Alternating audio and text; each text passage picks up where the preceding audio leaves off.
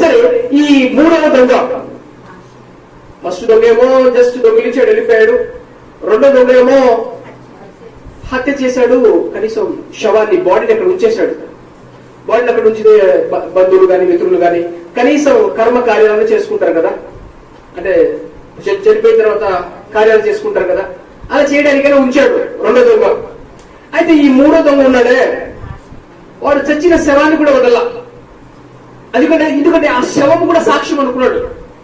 ఇప్పుడు ఈ రోజుల్లో పోలీసులకో చచ్చిన శవాన్ని ఎలా చంపేశారు అని చెప్పి మొత్తం చూస్తారు కదా, చూసేసి ఎవడి చేతులు ఎవరు చంపారు అని తెలుసుకుంటారన్న ఉద్దేశంతో ఏం చేస్తారు, మనం రీసెంట్ గా విన్నాం కదా, వాడు అందరికి తెలిసిపోతుందని అమ్మాయిని చంపేసి ముక్కలు నరికేసి ఫ్రిడ్జ్ లో పెట్టేసి అక్కడ ముక్కలుగా ఎక్కడ పడేశాడు.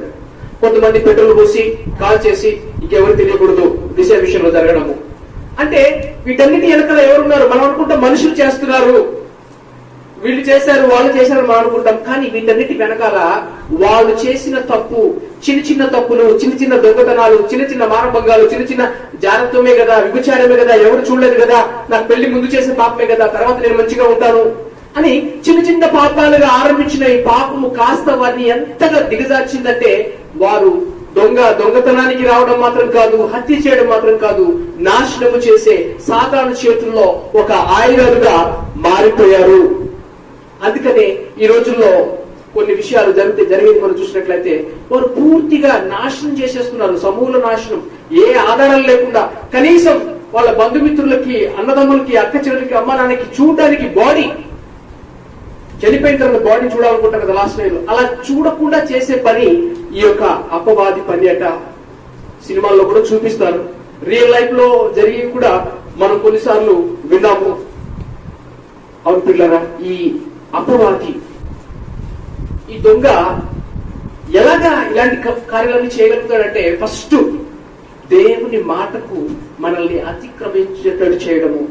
బహుశా నువ్వు ఏదో ఒక దేవుని మాటను, దేవుని ఆజ్ఞను అతిక్రమిస్తున్నావని తెలుసు అని, పర్లేదులే ఎవరు చూశారు అని నిర్లక్ష్యము చూస్తా ఉంటే అపవాది ఏమనుకుంటాడంటే, నాకు ఇక్కడ హోల్డ్ దొరికింది అంటే. కొంతమంది దొంగలు మనం చూస్తూ ఉంటాం కదా, ఎక్కడన్నా చూపిస్తారు, వాడికి తెలిసిపోతుంది డోర్ క్లోజ్ ఉన్నా కూడా ఈ విండోలో నుంచి నేను లోపలికి వెళ్ళిపోవచ్చు అంటే ఓపెన్ లో ఉంది, ఈ వ్యక్తి జీవితంలో నేను వెళ్ళడానికి ఎక్కడ ఓపెనింగ్ ఉంది అని మన బలహీనతను ఆధారంగా చేసుకొని లోపలికి రావడానికి ట్రై చేస్తాడు.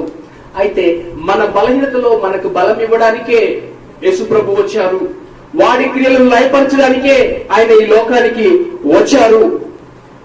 వాడి మెయిన్ గోల్ ఏంటంటే, మనము రివైవల్ మీటింగ్స్ లో, ఉద్యోగ కూటాల్లో చూస్తాం కదా, ఇతువారి ఉపమానం చెప్పేటప్పుడు మొదటి నెల, రెండవ నెల, మూడో నెల, నాలుగో నెల అని చెబుతూ ఫస్ట్ అటాక్ వాక్యం పడంగానే తీసుకెళ్లిపోతాడు. ఎందుకని? దేవుని వాక్యం అక్కడ ఉంటే వాడికి ఛాన్స్ ఉండదు. దేవుని మాట హృదయంలో ఉంటే పాపం చేయడానికి ఛాన్స్ ఉండదు. కాబట్టి వాడు వాక్యం లేకుండా చేయడమే వాడి పని. మనము పశ్చాత్తాపడాలి. మన పాపం విషయమై పశ్చాత్తాపడి వాటి నుంచి బయటికి రావడానికి ఇష్టపడినప్పుడు ప్రభు మనకు కృపనిస్తారు. కానీ విల్ఫుల్ గా కావాలనే, పర్లేదు నేను ఆజ్ఞ మీరితే నాకేంటి, నేను చేస్తే నాకేంటి అని చూపిస్తే వాడికి ఇంకా ఛాన్స్ అయిపోతుంది. ఒక రకంగా చెప్పాలంటే తెలిసి చేయడం అంటే మరొక మాటలో గర్వం అని చెప్పవచ్చు. మనలో గర్వం వచ్చి పర్లేదు నేను అలా చేస్తే ఏంటి, నేను ఎలా ఉంటే నన్నెవరు అడుగుతారు, నాకు మీరు అడిగేవాళ్ళు ఏంటి. కొంతమంది పిల్లలు, తల్లిదండ్రులు కూడా చెప్తారు, నువ్వు నాకు చెప్పాల్సిన పర్లేదు, నాకు తెలుసు, నా జీవితం నాకు తెలుసు అని గర్వంగా ఇచ్చినప్పుడు అసలు గర్విస్తున్నట్ట దేవుడే దూరం నుంచి చూస్తాడట. అంటే దేవుడు కూడా దగ్గర రాడు. అహంకారులను ఎదిరించి దేవుడు ఎవరికి కృపణిస్తాడు? దీనులకు కృపణిస్తాడు.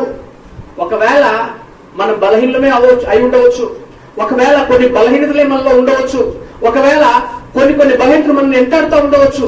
కానీ తగ్గించుకొని దేవుడి దగ్గరికి వెళ్ళి, అయ్యా నాకు ఇందులో కృపను కావాలి, నేను శక్తిహీనురాలను, ఇందులో నేను శక్తి లేని వాడను, నాకు శక్తి కావాలంటే దీనులకు ఆయన కృపనిస్తాడు, దీనులకు ఆయన జయమునిస్తాడు.